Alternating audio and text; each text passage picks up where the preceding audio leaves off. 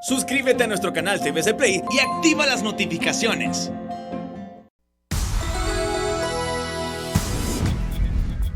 Los titulares son presentados por Banco Atlántida. Descarga Atlántida Móvil, conéctate a tu banca digital y crea tu usuario.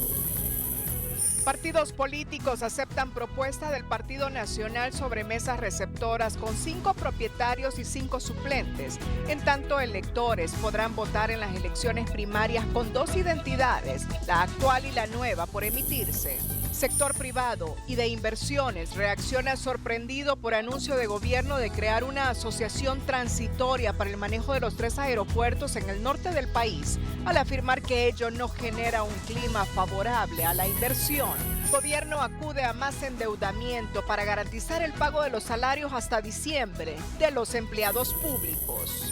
La Asociación por una Sociedad Más Justa emplaza al Tribunal de Cuentas para que dé curso a la denuncia que interpuso desde hace más de un mes en contra de Inversiones Estratégicas de Honduras Inves. Interventores de Inves aceptan disposición de finanzas de no entregarles más presupuesto y buscarán honrar deudas para rescatar credibilidad en la institución. Trascienden primeras imágenes del Hospital Móvil de San Pedro Sula que será entregado a Salud. Congreso Nacional aprueba medidas de alivio para el pago de cánones a los medios televisivos y radiales a causa de la pandemia. Un informe de Flaxo Honduras revela que el fenómeno migratorio ha impactado en la población indígena Tolupán en la zona de Lloro. Rechazan amparo en contra de elecciones del Colegio de Abogados y se allana el camino para que asuma la presidencia Freddy Cerrato, ganador de los comicios. Cierra convención republicana con discurso de Donald Trump y el huracán Laura deja al menos 4 muertos y una estela de destrucción en Luisiana. Los titulares fueron presentados por Banco Atlántida. Descarga Atlántida Móvil, conéctate a tu banca digital y crea tu usuario. Este es su noticiero TN5 Estelar con Renato Álvarez y Cristina Rodríguez.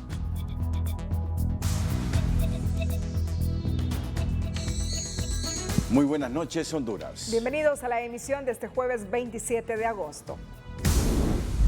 La noticia del día es presentada por Claro, el mundo está cambiando. Sigamos conectados con Internet de Claro Hogar. La iniciativa del gobierno de crear una compañía mercantil de propósito especial de capital público y derecho privado EISA para operar temporalmente los aeropuertos de San Pedro Sula, La Ceiba y Roatán a partir del 29 de septiembre fue conocida este día en la sesión virtual del Congreso Nacional. La figura que se contrapone a la propuesta del COEP que aspira a una junta administradora de transición con carácter de fundación genera reservas en algunos congresistas que integraron una comisión multipartidaria para evaluar los resultados que tuvo la concesionaria actual en los últimos 20 años. El Congreso Nacional conoció este jueves el proyecto enviado por el Ejecutivo para crear una sociedad transitoria bajo la denominación de Empresa Hondureña de Infraestructura y Servicios Aeroportuarios S.A., con una asignación de 150 millones de lempiras para la gestión, operación y mantenimiento de los aeropuertos internacionales de Golozón en La Ceiba, Juan Manuel Gálvez en Roatán y Ramón Villeda Morales en San Pedro Sula. Según el superintendente de las alianzas público-privadas, la razón de crear esta sociedad de propósito especial es poder hacer más ágil la toma de decisiones. La razón de crear esta sociedad de propósito especial es poder hacer más ágil la toma de decisiones y ser más diligentes en alcanzar los niveles de servicio que esperan los usuarios de los aeropuertos. La empresa privada se opone rotundamente a la creación de esta sociedad transitoria y propone una junta administradora de transición del sistema aeroportuario del litoral atlántico. No podemos continuar de esa manera, nosotros nos oponemos rotundamente. El Congreso nombró una comisión especial para analizar el tema de los aeropuertos y dio sus recomendaciones que nos parecen recomendaciones muy acertadas y que van acorde con la propuesta que realizó el COEP. Tener una administración que sea por una fundación sin fines de lucro para administrar y operar los aeropuertos, tanto de Roatán, el de Ceiba, como el de San Pedro Sula también. opinión a la que se suman varios diputados que integran la comisión multipartidaria para investigar los logros de la concesión a Interairport, que vence el 29 de septiembre próximo. Bueno, mire, es mínima lo que se ha invertido en los aeropuertos, ¿verdad? Y yo no estoy con esto diciendo que asistió el contrato de concesión, ¿no? De ninguna manera. Yo creo que desde el momento que no hubo ningún conflicto es porque no estaban obligados a hacer grandes inversiones en los mismos, ¿verdad? Creo de que en el último año hubo una inversión más que todo en locales comerciales, sobre todo en este aeropuerto de San Pedro Sula, porque eso está a la vista, ¿no? Y no sé si al final hicieron una cuarta manga, que entendía yo que estaban trabajando en una cuarta manga, no sé si la terminaron.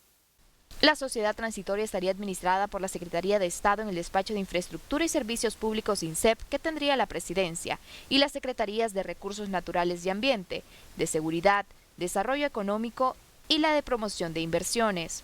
Al ser todas instituciones del Estado, podría generar desconfianza en las futuras inversiones, expresa Jacqueline Foglia, secretaria ejecutiva del Consejo Nacional de Inversiones. Especialmente porque a veces no hay confianza en que las personas del gobierno tengan todas las habilidades administrativas para este bien en específico. Un aeropuerto es una cosa muy especializada, no hay tantas personas tal vez en el gobierno que pueden ver no solamente la administración del día a día, sino que la administración estratégica, es decir, hacia dónde se dirige el bien, especialmente en el caso del aeropuerto de San Pedro Sula, que es extremadamente estratégico.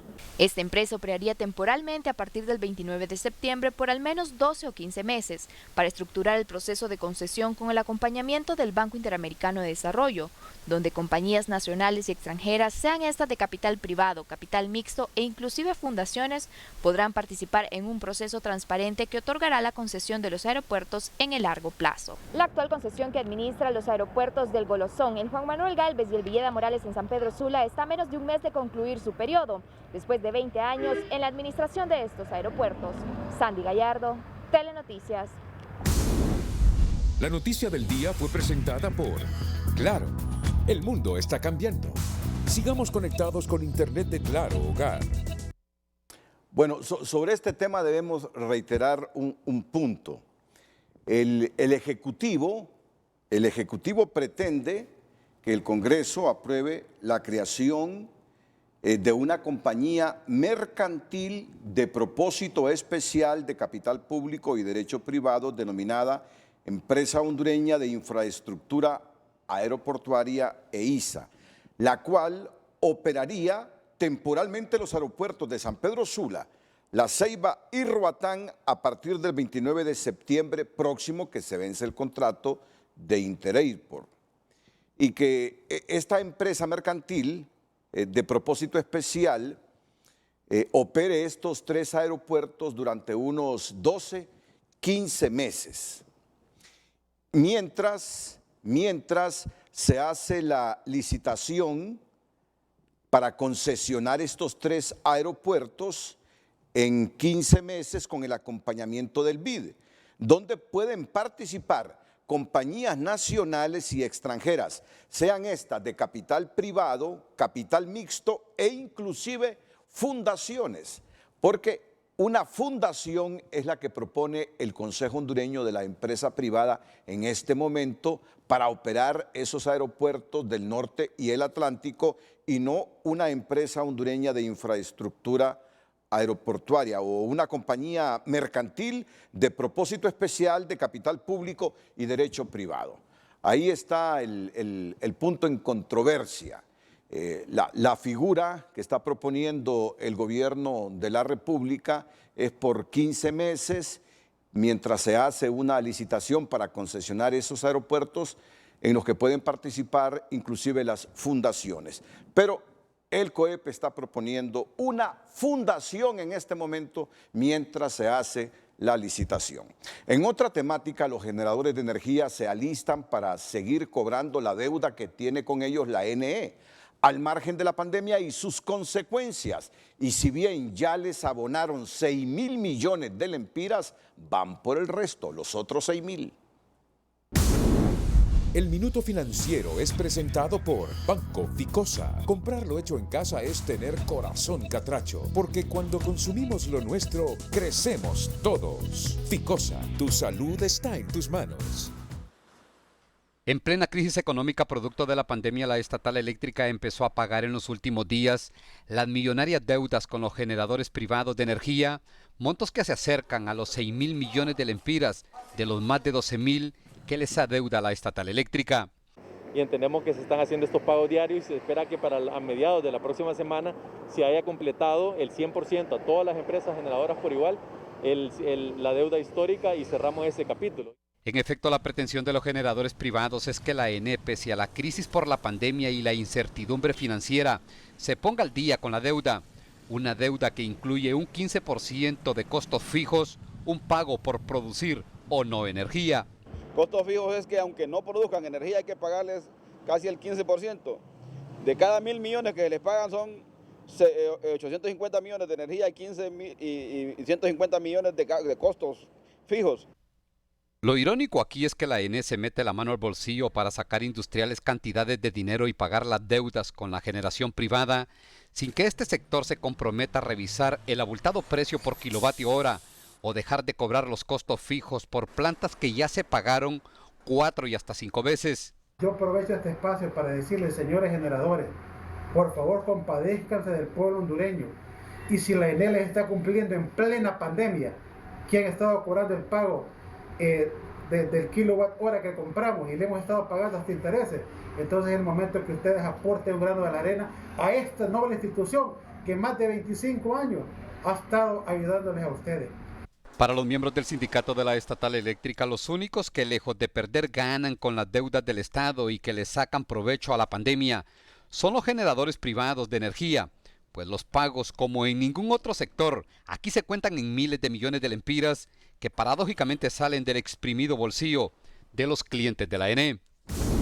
El Minuto Financiero fue presentado por Banco Ficosa. Comprar lo hecho en casa es tener corazón catracho, porque cuando consumimos lo nuestro, crecemos todos. Ficosa, tu salud está en tus manos. Debido al reclamo de algunos empleados de la ANE por el no pago de los salarios a los trabajadores temporales, la Comisión Interventora señala que es su obligación enmarcarse en los preceptos legales de la institución y el país y en cumplimiento a estas obligaciones y el deseo de transparentar los procesos administrativos, determinaron no pagar salarios al personal temporal y de servicios personales por carecer de un contrato que legalice una relación laboral. Según los interventores de la ANE, desde el 31 de marzo de 2020 no se hizo el proceso administrativo que requiere este tipo de contratación y en donde se especifique obligaciones y derechos de ambas partes sustentadas legalmente. La Comisión Interventora está en la disposición de pagar las horas extras siempre y cuando estén sustentadas y justificadas. Giraron una circular en donde ordenan comenzar a cancelar el tiempo extraordinario laborado siempre y cuando haya justificación. Tras la denuncia de la Asociación de Empleados Públicos que el gobierno no tenía para pagar los salarios el resto del año, este jueves se informó que el impasse ha sido solventado y se garantiza la acreditación de su sueldo hasta el mes de diciembre y que para ello la administración pública recurrirá nuevamente al uso de fondos externos, un mecanismo del cual no se debe abusar, según los economistas, pues significa más deuda. Representantes de la Asociación de Empleados Públicos aseguraron que ya se logró un acuerdo con el gobierno para asegurar el pago de compromisos salariales hasta el mes de diciembre. El anuncio se da luego de denunciar que el Estado solo contaba con recursos suficientes para pagar salarios de los meses de agosto y septiembre, pues se priorizó el pago a empleados públicos de primera línea en la pandemia. Nos han confirmado los secretarios de Estado que se estará pagando el ajuste salarial, que es de 1.200 lempiras para todos los empleados públicos, que corresponde al mes de septiembre, y que para la próxima semana se estará pagando lo que es el mes de agosto, así que no vamos a estar preocupados en este tema. Según Gómez, el anuncio lo realizaron los ministros de Finanzas y Trabajo a través de la mesa multisectorial, donde se les confirmó que los pagos se realizarán a través de fondos adquiridos mediante fondos externos. Sin ahondar en detalles, el ministro de Trabajo, Carlos Madero, aseguró a Telenoticias que pese a los atrasos en algunos sectores, se respetarán acuerdos pactados para este año. Sabemos que tenemos algunos retrasos en las planillas mensuales ocasionados por el coronavirus, pero igual se va cumpliendo en la medida de las posibilidades con aquellos retos, aquellas planillas de los trabajadores, y hasta el momento hemos hablado con ellos que se seguirá respetando los acuerdos a los que hemos pactado, y esto pues gracias a un gran sacrificio que está haciendo el gobierno para los trabajadores. Según este economista, el endeudamiento para suplir gastos corrientes se pudo evitar meses atrás, previendo las consecuencias que dejaría la pandemia. Una de ellas, la baja recaudación tributaria. Por eso se tuvo que haber hecho un replanteamiento rápido de lo que era el presupuesto y no llegar a estas instancias, ya casi estamos en el último trimestre del año y no se hizo la recomposición presupuestaria. ¿Y qué significa eso? Que también dentro de la misma estructura presupuestaria se tuvo que haber buscado de aquellas instituciones en las cuales no se iban a utilizar ciertos fondos y trasladarlo para el gasto corriente, que en este caso generalmente es para pago de salarios, que es algo que sí es muy vital para el funcionamiento de un Estado, y a lo cual no se tomaron las medidas del caso. En ese sentido, desde la Asociación de Empleados Públicos se insta a acelerar la reapertura económica, ya que es la única manera de recuperar los pagos tributarios y que el Estado funcione con solvencia. El Congreso Nacional autorizó a la Secretaría de Finanzas y al Instituto Hondureño del Transporte Terrestre la reasignación de fondos previamente aprobados mediante bonos de compensación con carácter excepcional destinados a los concesionarios del servicio del transporte público terrestre de personas en la modalidad autobús urbano del municipio del Distrito Central, priorizando aspectos fundamentales como sostenimiento de la tarifa del transporte público y la continuidad del servicio en condiciones sanitarias seguras y económicamente accesibles.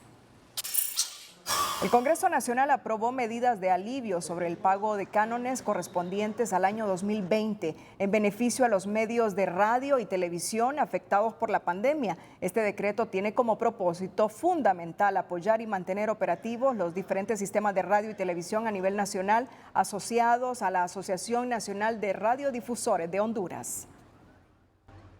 Y esto no es una condonación, esto es brindar facilidades de pago que la actividad comercial de los medios de comunicación ha mermado y con esto sus ingresos han disminuido, y el Estado lo que realiza a través de este decreto es facilidades de pago donde se puede realizar un 50% como pago diferido en un plazo de hasta 5 meses y el restante 50% se pueda sumar los medios de comunicación a estas campañas de prevención del COVID-19, a campañas de prevención de violencia en la familia, a campañas que vengan a apoyar todo lo que es la materia de salud y educación. Para gozar de este alivio, los medios que buscan el beneficio deben presentar solicitud formal a la Comisión Nacional de Telecomunicaciones, CONATEL. Economía Hoy es presentado por Banco de Occidente. Apoyando la transformación agrícola, ofrece Agrocrédito 8.7. Un grupo de empresarios taiwaneses están interesados en apoyar a los productores de granos hondureños. Se reunieron con representantes de Prograno y la FENAC. Ellos ofrecen financiar la siembra de maíz amarillo y brindar asistencia técnica. La demanda de ellos oscila entre 60.000 y 3 millones de toneladas del grano. Lo mínimo que ellos demandan es 60.000 toneladas, máximo 3 millones de toneladas. ¿Cuánto de financiamiento para el productor? Eso es según la capacidad de que siembre el productor, eso va a ser el margen de crédito que va a obtener el productor. Los productores tendrían que instalar sistemas de riego para garantizar el cultivo, y el financiamiento de los taiwaneses será acorde al área y capacidad del productor nacional. En fondo no tenemos problema. El único problema que vamos a tener es en el tipo de precios que ellos están ofreciendo en este momento. Esa es la negociación que estamos terminando de realizar en este momento para que en los próximos días. Explicaron que los empresarios taiwaneses están solicitando avales para otorgar los desembolsos, pero vuelve el problema de los productores que se encuentran en la central de riesgo y por eso no clasificarían para beneficiarse del financiamiento asiático. Economía Hoy fue presentado por Banco de Occidente. Apoyando la transformación agrícola, ofrece Agrocrédito 8.7.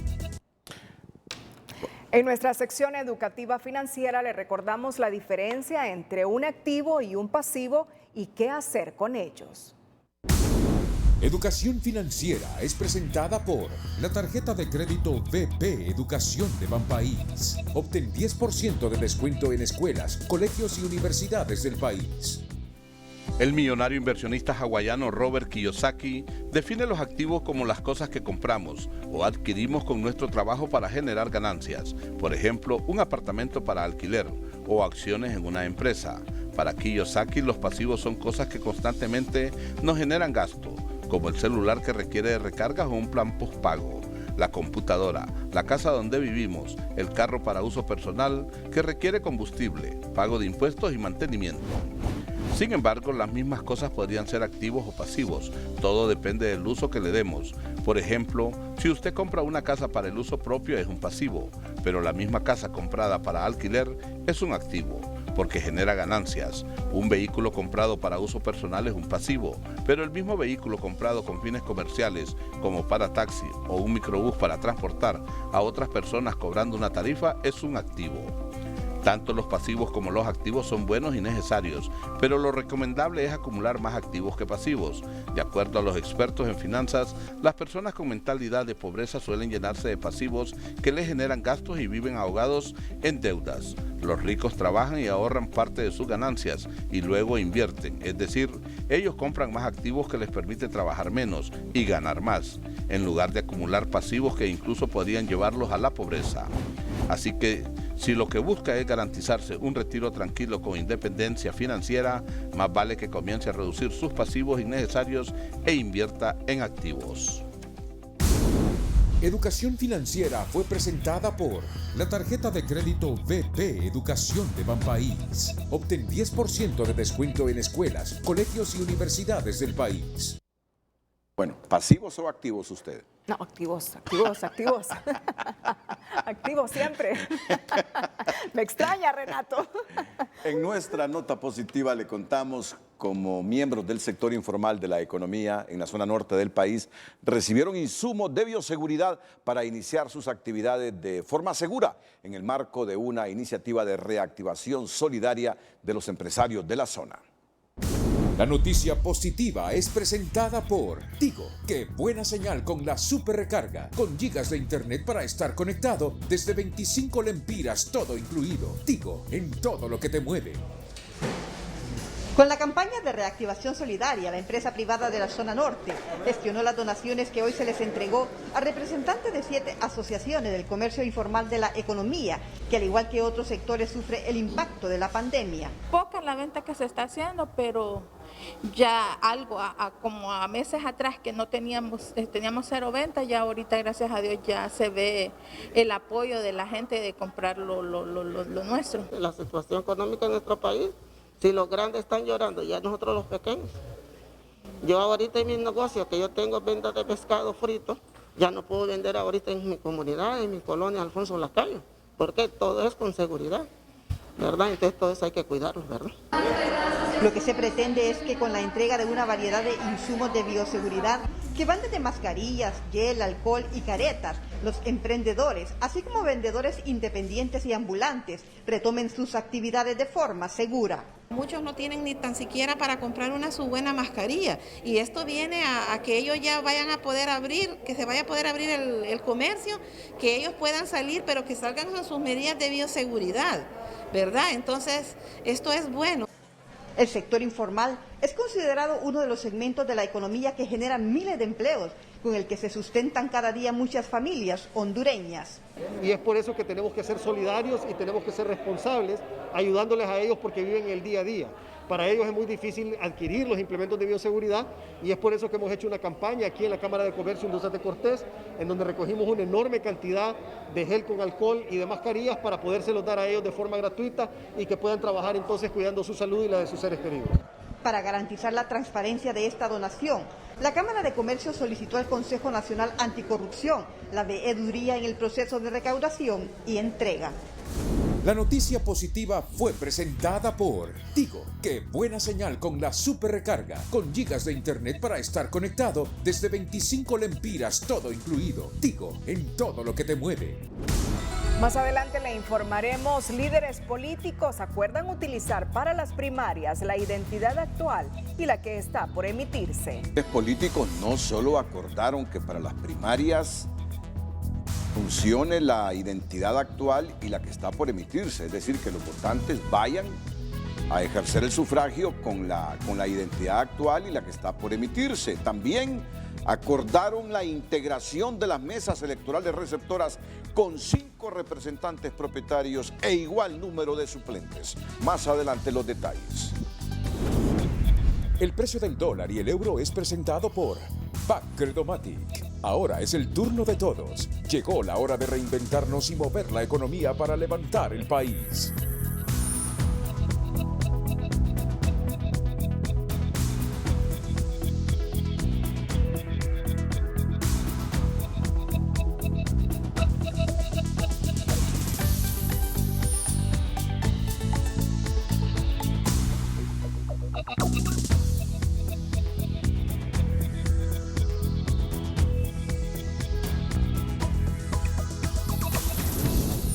El precio del dólar y el euro fue presentado por Bacredomatic. Es nuestro turno de ofrecerte las herramientas digitales y soluciones integrales que necesitas. La Comisión Política responsable del dictamen de la nueva ley electoral logró sortear los obstáculos surgidos este miércoles cuando Libertad y Refundación Libre decidió retirarse y condicionar su apoyo a la emisión de una nueva tarjeta de identidad y de un nuevo censo electoral para los comicios primarios e internos de marzo de 2021. Tras intensas negociaciones, los integrantes de la comisión llegaron a 2 acuerdos que serán ratificados mediante un documento escrito mañana viernes. Se informó extraoficialmente a Telenoticias. El primer acuerdo consiste en que para las elecciones primarias, los electores podrán ejercer el sufragio con 2 identidades, la actual y la que está por emitirse, a fin de garantizar el voto para todos los electores. El otro acuerdo es que se aceptó la propuesta del Partido Nacional en cuanto a la conformación de las mesas receptoras electorales, las cuales quedarán conformadas por 5 propietarios y 5 suplentes. De los 5 propietarios, los 3 grandes partidos políticos Nacional, Libre y Liberal tienen garantizados sus miembros y los otros 2 propietarios, junto a los 5 suplentes, su elección será de forma aleatoria. En caso de que esos partidos no tengan representación en las mesas receptoras, se incorporará a las mismas a cualquiera de los votantes inscritos en esa mesa. Estos serían por ahora los grandes acuerdos a los que se llegó este jueves y tras la firma de un documento este viernes, el dictamen de la nueva ley electoral será introducido la próxima semana al Congreso Nacional. Esta nueva ley debe estar aprobada antes del 13 de septiembre, cuando el Consejo Nacional Electoral convoque a las elecciones para el 2021, a las elecciones primarias para el 2021. Bueno, faltan muchos asuntos que superar todavía. Todavía continúan las negociaciones. Libre ha pedido un censo nuevo, un censo que por su dinámica está en permanente actividad. Y bueno, ya por lo menos se han puesto de acuerdo en que se vote con la identidad que utilizamos actualmente, la identidad vieja que le llamamos, y la que está por emitirse. Nos han garantizado 5.5 millones para enero de las nuevas identidades. Faltan superar algunos puntos, pero Telenoticias ha conocido que mañana, probablemente, mañana viernes, se suscriba ese compromiso para que la próxima semana se esté ya discutiendo en el Congreso Nacional o debatiendo en el Congreso la nueva ley electoral. Libre ayer se levantó de la comisión que dictamina la ley electoral y dijo no firmo ese dictamen si no vamos con la identidad nueva al próximo proceso electoral y un censo nuevo. Pero por lo menos hoy se han logrado estos acuerdos. En la integración de las mesas, 5 propietarios, 5 suplentes. 3 propietarios garantizados, Partido Nacional, Partido Libertad y Refundación y Liberal. Y dos propietarios más del resto de partidos seleccionados de manera aleatoria. aleatoria. Esos son los acuerdos en principio que han llegado hoy los liderazgos políticos. Bueno, y es que en la actual situación del país, agobiado por la pandemia, deteriorado en su economía, con profundo desempleo y deuda pública, además de la corrupción galopante, estos son los consensos, como el de hoy, primariamente en materia política, que el país requiere con urgencia para salir del atolladero en que se encuentra. Porque en la nación ha crecido la desconfianza de la ciudadanía hacia sus liderazgos. Es que los políticos ya poco nos creen. Y por mucho que tratemos de hacer las cosas bien, siempre nos acompaña una duda. Los mismos políticos lo saben y lo dicen. Los hondureños hace mucho tiempo dejaron de confiar y creer en ellos y ahora son ellos los que no confían ni se fían de sus rivales partidarios. Si los políticos están haciendo esto es porque no confían entre ellos mismos ni confían en las personas que han nombrado en esos cargos para que hagan un trabajo transparente. Las reformas electorales son el mejor ejemplo de esta desconfianza. Todas las fuerzas políticas llegan a la mesa de concertación y negociación con un revólver y una bala en el tambor porque temen una emboscada, muy lejos de los tiempos donde la palabra y el apretón de manos eran suficientes para cerrar un trato entre hombres con banderas de distintos colores. Recuerde que antes en Honduras había un bipartidismo y en el bipartidismo había bastante diálogo. Aun y cuando éramos contrarios y rivales, había diálogo sincero. Hoy ya no existe diálogo, hoy ya no existe conciliación. Hay que volver a dialogar para que la misma clase política vuelva a creer en la misma clase política. Pero la versión de políticos sensatos, tolerantes y conciliadores se volvió en Honduras una especie en franco proceso de extinción y se abrió el camino para improvisados o cultivados tramposos y corruptos. Es una cultura política de esto, ¿no? Del escándalo, de la descalificación, y los políticos díscolos lo saben y utilizan estas contradicciones o estas descalificaciones o estas actitudes irracionales, las utilizan para, digamos, ganar más adeptos, para consolidar su liderazgo, para aumentar su liderazgo. Pero la desconfianza ya no es solo del elector con el cazador de votos y de estos con sus mismos adversarios. Ahora algunas fuerzas políticas ven con celos a los países cooperantes que en los últimos tiempos tratan de apagar las llamas que provocan y atizan los mismos políticos. El año 2018 vimos a unos cooperantes internacionales batallar, lidiar con 4, 6, 8 políticos adultos. Fue penoso verlo y estamos viendo que se va a reeditar probablemente el año 2021.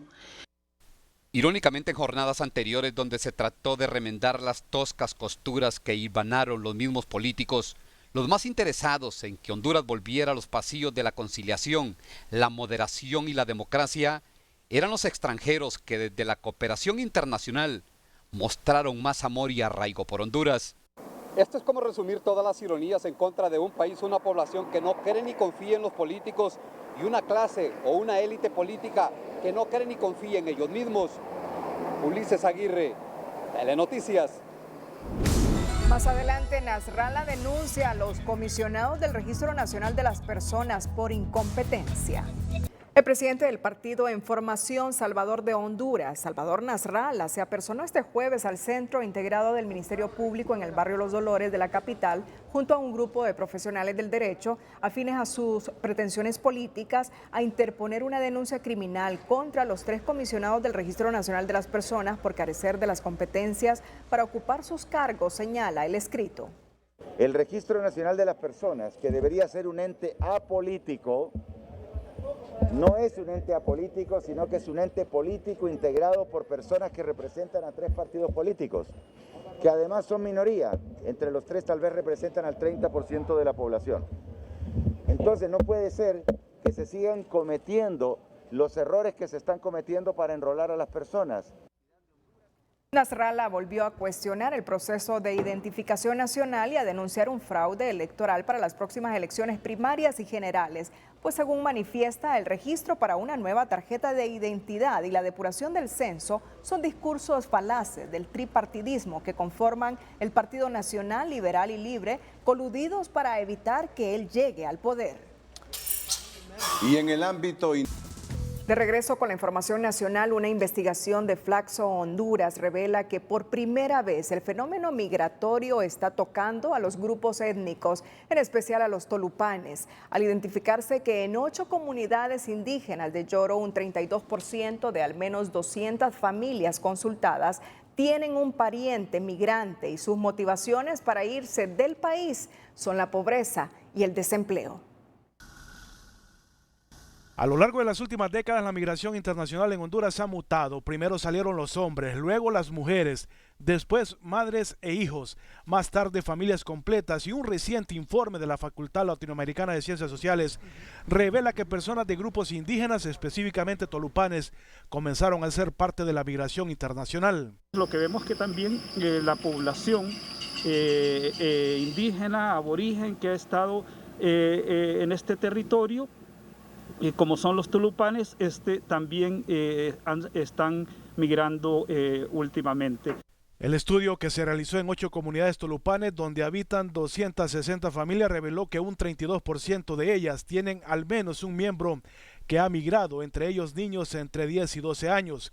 6 de cada 10 hombres tolupanes que se fueron del país están casados o en unión libre y delegaron en su compañera de hogar la responsabilidad de criar a sus hijos, además de administrar las remesas. Según el estudio, un 60% de los hombres que se van tienen un grado de educación inferior al 6º grado y las mujeres más de 7 años. Las causas que alimentan el fenómeno en el pueblo tolupán son las que predominan en el país: pobreza, falta de empleo y la violencia, dice el informe. En más de 200 hogares que se consultaron, han migrado de estos hogares un total de 128 personas, de las cuales 22 han sido retornadas, y las características es de población especialmente joven la que está migrando. Sierra explicó que en Honduras hay 4 departamentos donde se da más la migración internacional: Francisco Morazán, Cortés, Olancho y Yoro, donde habita gran parte de la tribu tolupán. Si bien la pandemia ha afectado, digamos, en la disposición a migrar, y justamente esta semana OIM sacó una encuesta en donde reflejaba que el mayor porcentaje de la gente que tenía intención a migrar, casi el 90% dice que únicamente ha suspendido su decisión de migrar, y solo un 10% dice que definitivamente no lo va a hacer. El informe además revela que la mayoría de tolupanes que emprenden la búsqueda del sueño americano salen acompañados solo de su fe, previo a promesas y compromisos que realizan de enviar remesas al templo donde asistían. Luego que las comunidades indígenas también no han podido driblar el fenómeno de la migración, los expertos recomiendan a las autoridades gubernamentales volver la mirada hacia esas zonas y llevar proyectos de desarrollo de manera focalizada. Mario Landa, Telenoticias. Más adelante, Inves permite a la prensa por primera vez recorrer el hospital móvil de San Pedro Sula.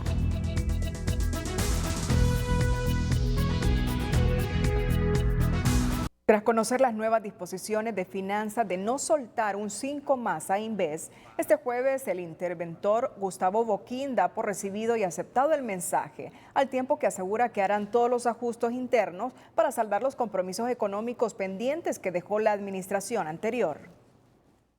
Dentro del marco de la ley que nos permite la modificación de las partidas presupuestarias para dar prioridad a salvaguardar la vida humana, la Comisión Interventora procederá a hacer los ajustes necesarios y una programación de pagos de emergencia para poder honrar, en la medida de las posibilidades de los fondos disponibles por Inves, todas las obligaciones contractuales que se adquirieron en la administración pasada.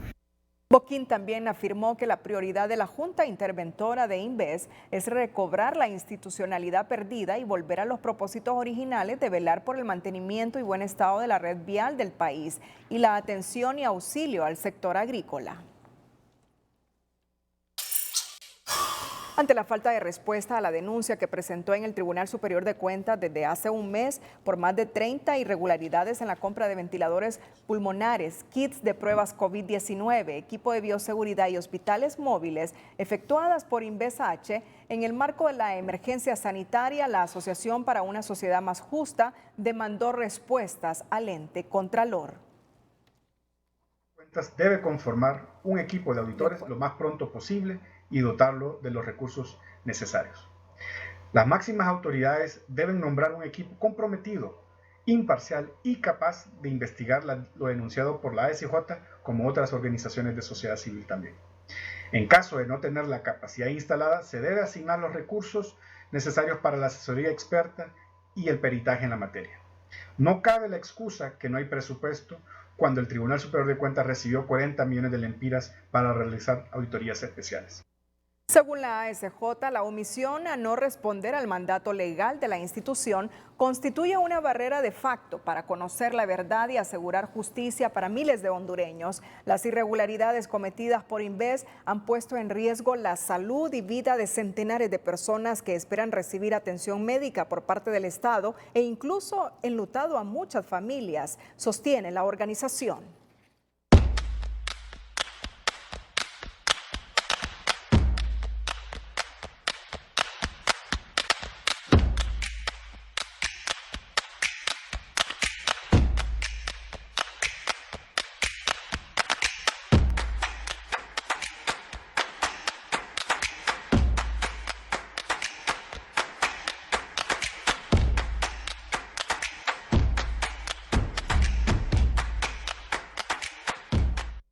Inves y la Secretaría de Salud mostraron hoy a la prensa de San Pedro Sula el hospital móvil que se ha instalado en esa ciudad y que será entregado en las próximas horas precisamente a la Secretaría de Salud. Representantes del gobierno hicieron este día un recorrido en el Hospital Móvil de San Pedro Sula. Explicaron que el centro asistencial cuenta con unidades de cuidados intensivos, salas con camas especiales con inflables para personas en estado crítico, porque hay gente que puede permanecer varias semanas en la unidad, la cual cuenta con monitores y sala de electroshock, así como zonas con los chimbos de oxígeno. El hospital viene previsto para usar voltaje 110. La especialista explicó además que frenaron la adquisición de equipo médico que podía ser usado para los pacientes COVID-19. En el caso de los ventiladores mecánicos, señaló que trajeron máquinas de anestesias y fueron rechazadas porque, como toda adquisición, se pide una cosa y traen otra en algunos casos. También dijo que la máquina de extracción de aire está instalada para purificarlo y que no puede más que demostrar que allí está y que funciona en respuesta a los señalamientos que se han hecho. Inves-H, Salud, Fuerzas Armadas y personal del Catarino Rivas están inventariando lo que contiene el hospital. En este momento se están haciendo las pruebas. Dijo que es algo rápido. Lo que se necesita es garantizar que todo está trabajando, porque el proyecto lo están habilitando. Las unidades de UCI trabajan con sensores para poder ingresar porque son áreas de aislamiento. El centro asistencial también consta de cocina con su respectivo equipo, computadoras, impresoras, aires acondicionados, mini split, salas y comedor para el personal. Existen alas para damas y caballeros, área de emergencia con la parte europea y americana en el sistema eléctrico. También un policlínico que es a donde vienen los pacientes por referencia. Lo que hace el médico es determinar qué tan grave viene y saber así a qué sala se remite. Tienen sistemas de agua potable y alcantarillado. El hospital ahí se instaló y ahí se va a quedar porque los hospitales serán utilizados después que pase la pandemia, finalizó. Este jueves el Hospital San Felipe cumplió 138 años al servicio de la población hondureña. En unos minutos la información. Antes, el Congreso condecoró a la Brigada de Médicos Cubanos por su apoyo a Honduras en la pandemia. El Congreso Nacional hizo entrega de la condecoración Cruz de Comendador a la Brigada Médica Cubana en la sesión virtual de este jueves.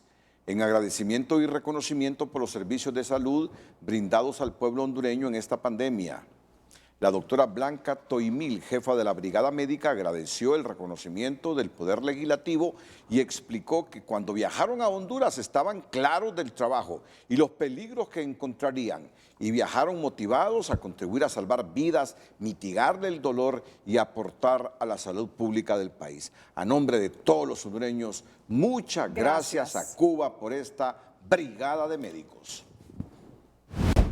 Este jueves 27 de agosto, el Hospital San Felipe cumplió 138 años al servicio de la población hondureña y según su director Edwin Cruz, en medio de la pandemia por COVID-19, la mejor manera de conmemorar tan importante fecha es reportando 0 fallecimientos por el virus en 19 días, además de recibir una dotación de equipo médico para el área de oncología por parte de la Embajada de China a Taiwán, con el que serán beneficiados más de 2,000 pacientes.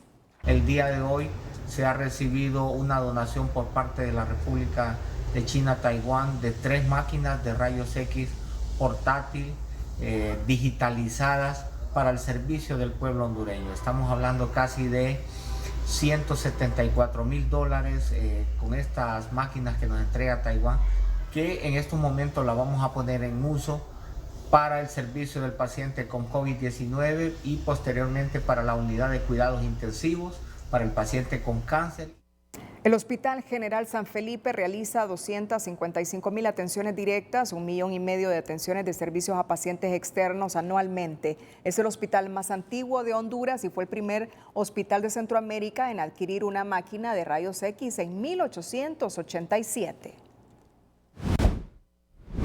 Los últimos registros en la actualización de datos por contagio de COVID-19 en los principales hospitales públicos del Distrito Central revelan un leve descenso en el número de ingresos por el virus y una reducción significativa de víctimas mortales por el virus. En el caso del Hospital del Tórax, la ocupación hospitalaria se mantiene con 46 pacientes, uno permanece en la sala de cuidados intensivos. Además, se indicó que en las últimas 48 horas el hospital no registra muertes sospechosas por COVID-19, mientras el Hospital Escuela se reporta un total de 64 pacientes hospitalizados, 3 permanecen en la unidad de cuidados intensivos y tampoco se registraron muertes por el virus. En el caso del Hospital de Especialidades del Seguro Social se cuenta con una ocupación hospitalaria de 67 pacientes ingresados, 3 en cuidados intensivos y 2 víctimas mortales por sospecha de COVID-19, mientras el Hospital San Felipe cumple este jueves, como ya lo hemos dicho, 19 días sin reporte de fallecimientos y mientras el ingreso es de únicamente 16 pacientes.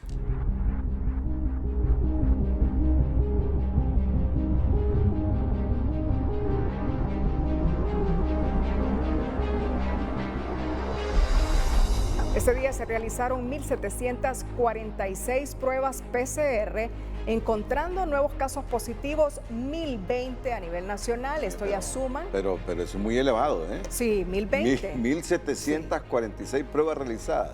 Y de las 1,746, 1,020 se encontraron positivos, así es.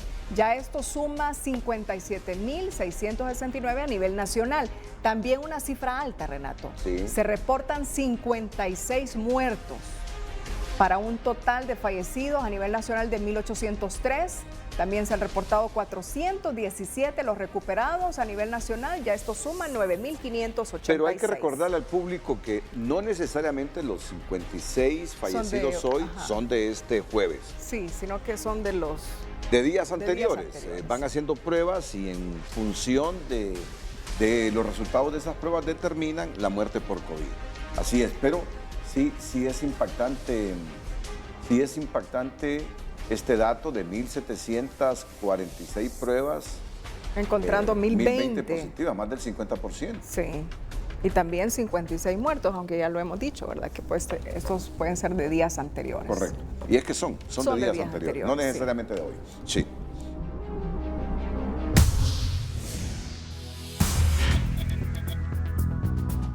Hola, ¿qué tal? Feliz noche para todos. Pues tenemos noticias que están llegando desde Estados Unidos. El huracán Laura ha causado muerte, destrucción y sigue avanzando y sigue moviéndose sobre el territorio estadounidense. Después de entrar por Luisiana y afectar también parte de Arkansas, bueno, continuará con su movimiento hacia el norte y luego hacia el noreste, lo que le llevaría a moverse al norte al final de la ciudad de Nueva York y salir nuevamente al océano. Esa es la trayectoria que va a seguir este sistema. Mientras eso pasa, con Laura, que tiene vientos de 120 kilómetros por hora, otros 2 disturbios tropicales ya se mueven en el Atlántico con posibilidades de desarrollo.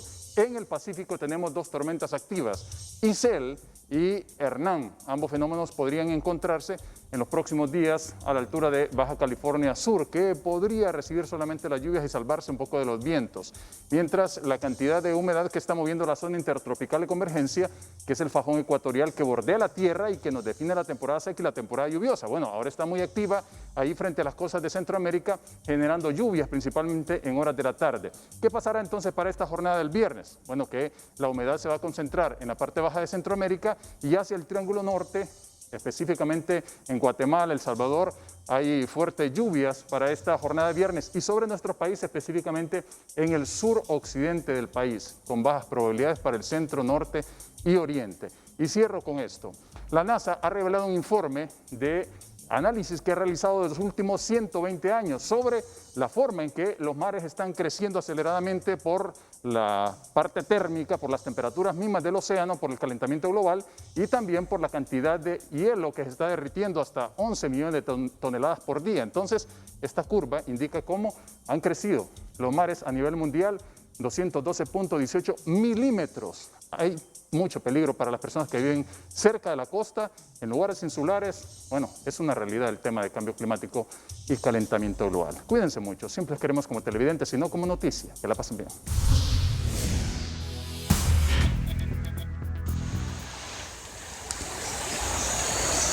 Producto de las intensas lluvias que se han registrado en las últimas horas en los departamentos de Valle y Choluteca, se registró una crecida del río Huascorán, el cual se salió de su cauce. Al desbordarse la corriente de agua, dejó varias casas y zonas productivas anegadas, provocando solamente pérdidas económicas. Como siempre, ¿verdad? Como siempre, todos sí, los años, todos los años. Todos los años.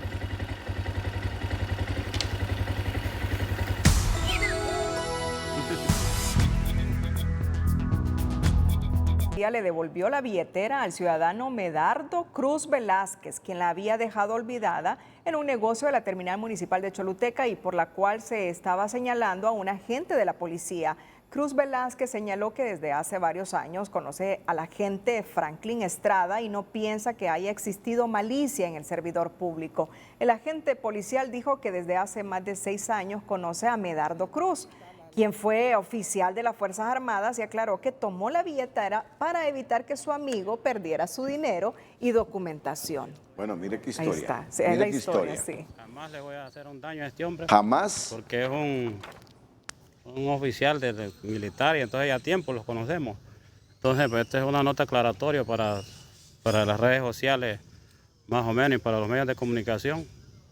En estos momentos le voy a hacer entrega a mi amigo Medardo Cruz, esta billetera que él había dejado...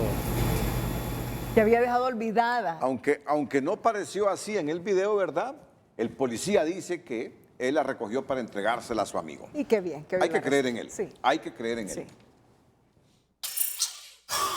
Este jueves, el presidente electo en las pasadas elecciones del Colegio de Abogados, Freddy Cerrato, confirmó que la Sala de lo Constitucional de la Corte Suprema de Justicia desestimó un recurso presentado por el abogado Conan Argueta en contra de las elecciones del Colegio de Abogados. Y debo reconocer que la Corte Suprema de Justicia, a través de la Sala de lo Constitucional, ha actuado con un irrestricto respeto y apego a la ley, que en el debido proceso y administrando justicia, la justicia correcta, ha fallado sobreseyendo, desestimando totalmente el amparo por improcedente presentado por el abogado Conan Rafael Argueta Burdet. Cerrato le hizo un llamado a la presidenta Ani Ochoa y a la administración del colegio al recordarles que su cargo tenía que haber sido evacuado desde el pasado 30 de abril. Un llamado desde aquí, desde la Casa de Justicia de este país, a la abogada Ani Ochoa que ha venido desde el mes de mayo usurpando el cargo en el Colegio de Abogados de Honduras, junto a los demás compañeros del Frente Patria y Justicia que han venido también actuando de manera irregular, para que empiecen a hacer los preparativos para que entreguen la conducción del Colegio de Abogados. Freddy Cerrato explicó que la decisión fue por unanimidad de los magistrados de la Sala de lo Constitucional. Pocas veces un abogado en oposición, porque Freddy Cerrato es de Libertad y Refundación, logra ganar la presidencia del Colegio de Abogados, o un movimiento político en oposición de los que hay en el Colegio de Abogados logra ganar la presidencia del Colegio de Abogados. Y hoy la Sala Constitucional ha desestimado el recurso contra elecciones del Colegio de Abogados. Por lo tanto, el abogado Freddy Cerrato, exministro de Economía y Comercio en el gobierno de Mel Zelaya, asume la presidencia del Colegio de Abogados y le pide a la actual presidenta que haga todos los trámites para facilitarle tomar posesión del cargo. El Comité por la Libre Expresión CELIBRE interpuso este jueves un recurso de inconstitucionalidad en la Sala de lo Constitucional de la Corte Suprema de Justicia en contra del nuevo Código Penal que entró en vigencia el pasado 25 de junio. Pidiendo a la Sala Constitucional que haga el análisis de que ahí hubo violaciones a muchos principios constitucionales, por un lado. Por otro lado, también la forma en que se aprobó este nuevo código, este decreto, también adolece de varias acciones. Una, no se siguieron los procesos internos en el Congreso para su aprobación. No se consiguieron los votos necesarios, no se hicieron los debates, que son obligatorios 3 debates consecutivos. Y por otro lado, y muy importante, no se escuchó la opinión de la Corte Suprema de Justicia. Este recurso de CELIBRE se suma a varios presentados por otras organizaciones que rechazan también el nuevo Código Penal vigente.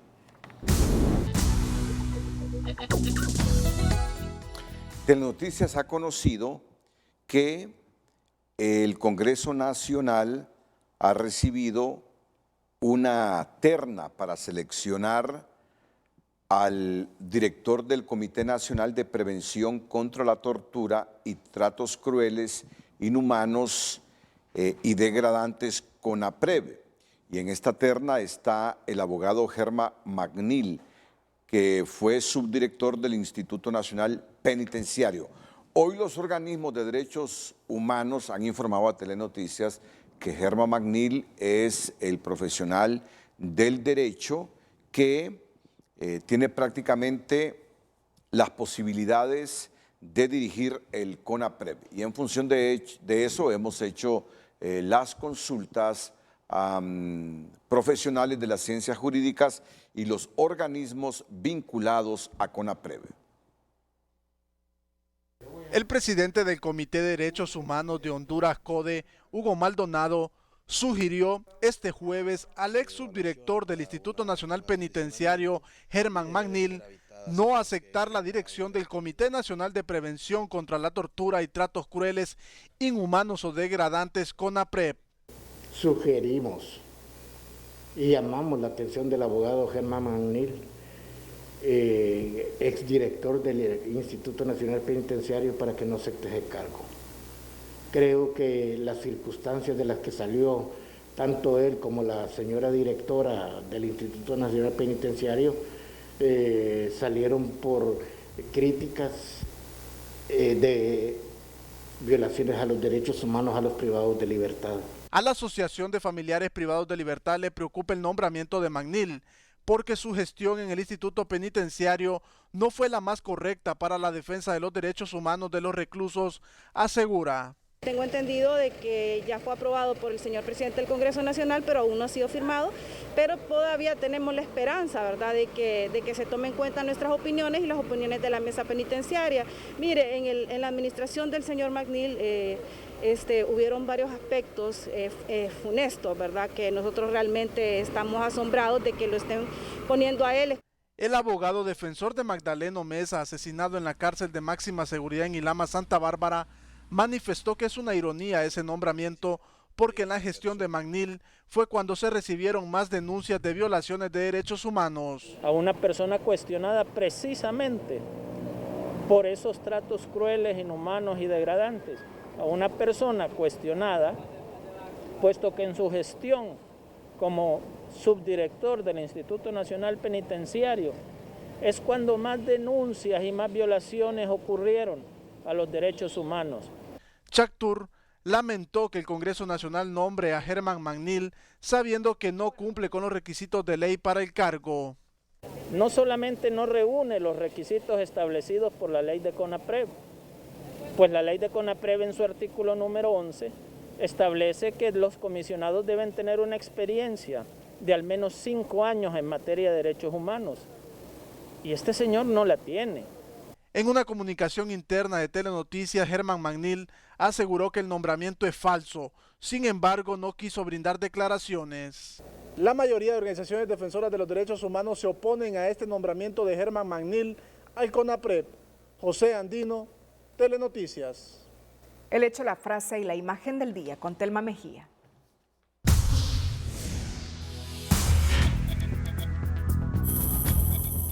Gobierno acude nuevamente a un endeudamiento externo para garantizar el pago de los salarios de los empleados públicos hasta el mes de diciembre, informan las autoridades.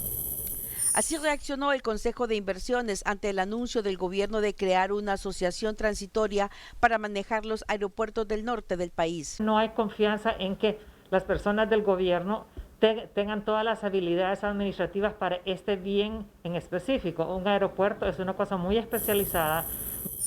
Operativos antidroga en la zona montañosa de La Danta, en Iriona, Colón, dejan la incautación de 2 narcolaboratorios y la destrucción de sembradíos de cocaína, según las autoridades.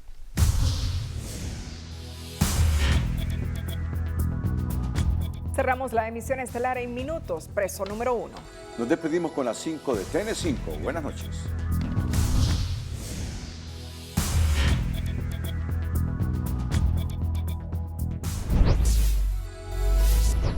Partidos políticos aceptan propuesta del Partido Nacional sobre mesas receptoras con 5 propietarios y 5 suplentes. En tanto, electores podrán votar en las elecciones primarias con 2 identidades, la actual y la nueva por emitirse. La Asociación por una Sociedad Más Justa emplaza al Tribunal de Cuentas para que dé curso a la denuncia que interpuso desde hace más de un mes en contra de Inversiones Estratégicas de Honduras, INVESH. Interventores de INVESH aceptan disposición de finanzas de no entregarles más presupuesto y buscarán honrar deudas para rescatar credibilidad en la institución.